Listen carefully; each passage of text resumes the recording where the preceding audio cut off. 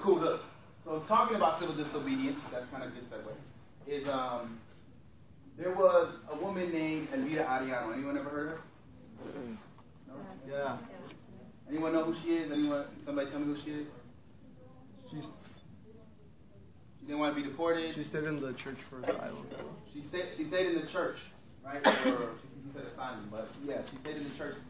And basically, as a way to rebel against the idea that she could be deported, right? And wherever you sit on whatever you believe about immigration, this is my perspective. This is the idea that I have, that I've kind of grown to come to. And this poem really deals with Elvira and her resistance to be deported. And she did that. Sometimes get an idea that she was just in there like, oh, I don't want to be deported. It was planned out. It was thought out. It was a lot of people supporting her. And she stayed in the church basically for 1 year and decided not to leave the church to raise awareness around the issue of immigration. And that happened 2 blocks from where I live in Humboldt Park, where I used to live last year, 3 months ago, in Humboldt Park. And it was an act of defiance. What I don't want you to think is that all of these problems that we talk about aren't solvable, because all of them are. All the issues that we deal with in our communities, we can overcome. All of them, all over the world right now, because if you look at the news, you would think that all the problems, right, and there's no solution, like, oh man, I give up, too many problems, right? Like, how many of y'all sometimes feel like you can't do anything about things like racism or things like, you know, like immigration? How many of you might feel that way, right? Constantly, I mean, we all go through it. You feel like, damn, why even try? Because kids are going to get in anyway. Why even try to do it? But I'm going to let you know that I travel all over the country and all over the world, and everywhere, every single space, there are people doing work to try to make the world better.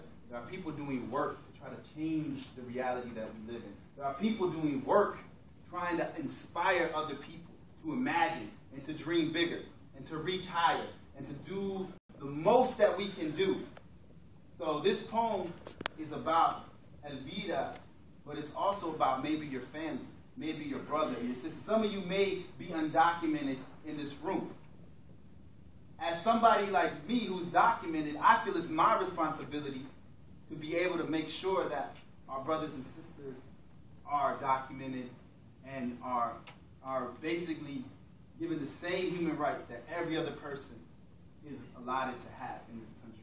And so I think as a critical thinker, which we'll talk about soon, it's important that we look at those perspectives. And so I'm going to read this poem sheet, and it's about her of being multiple characters.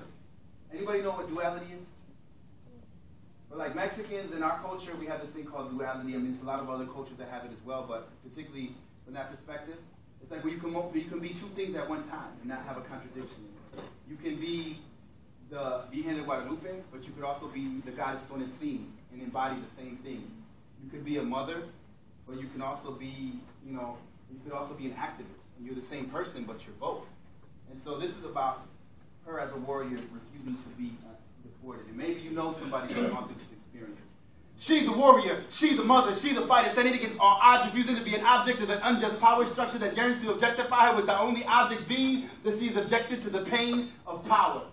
She, who objects to the same structure that values plastic and products over flesh and soul. She fighting this new war that's not new to us. She fighting with beautiful poetry of sanctuary. She the warrior of her people, fighting not for herself. No, that would be too easy. But fighting for all of those who have been pulled away by night, stolen away from their children, their families, disappeared, ripped apart from all they know, arrested and cuffed at work, shipped away as if to be the products that they told.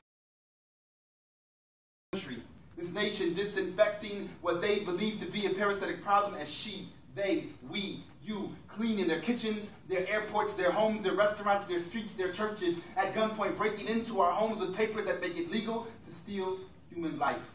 She who is a reflection of Tonantzin, of La Virgen, of Adelita, of Emma, of the Mexican people. She the reflection of you, of me, of we. She the reflection of our struggles, our victories. She who gave her freedom for more than a year. She was facing and confronting all that is unjust, fighting the real illegalities of human rights. She was fasted so others could eat, while yet others could feast on the malnourishment of the rest of the world.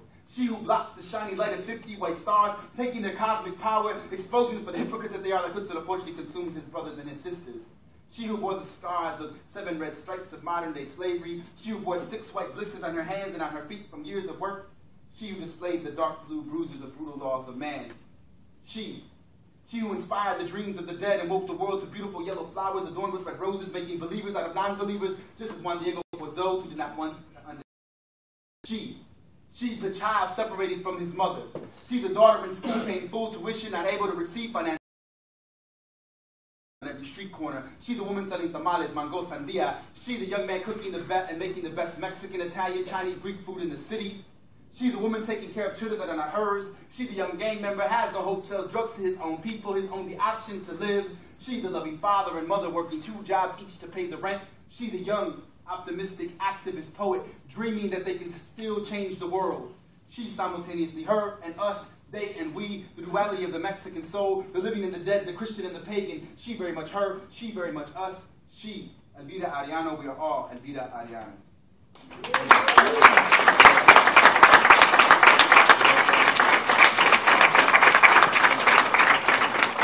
That was like a poem. I'm sorry, y'all. That was a poem. I'll do a rhyme poem next, because, you know, you'll be like, damn, man, all he's doing is talking, you know?